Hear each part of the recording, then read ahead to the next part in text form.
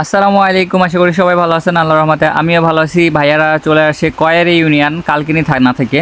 তো ভাইয়ারা এসে অর্ডার নিয়ে নিয়েছে হচ্ছে 60 পিস কোয়েল পাখি। আসলে ভাইয়ারা হচ্ছে ওজন দিয়ে দেখতে ছিল যে কোয়েল পাখির ওজনগুলো কেমন ছিল। তো আমি তাদেরকে দেখাইলাম যে এক একটা কোয়েলের ওজন ছিল 170 গ্রাম এবং 200 গ্রাম পর্যন্ত।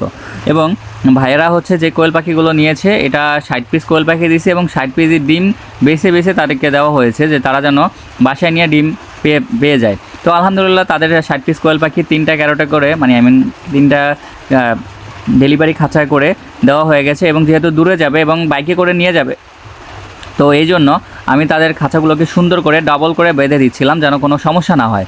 এবং ভাইয়ারা জানতে চাচ্ছিলো যে ভাইয়া এই কোয়েলগুলোকে এখন নিয়ে কীভাবে রাখবো বা কীভাবে কী করব। এবং আমি তাদেরকে বলে দিয়েছি কীভাবে রাখবে এবং কিছুদিন ডিম বন্ধ থাকবে, তারপর থেকে আবার ডিম শুরু হবে। তো ভাইয়াদের মুখ থেকে কিছু কথা শোনা যাক যে ভাইয়ারা আসলে কেমনটা পেয়েছে, কেমনটা চেয়েছিল। আসছেন?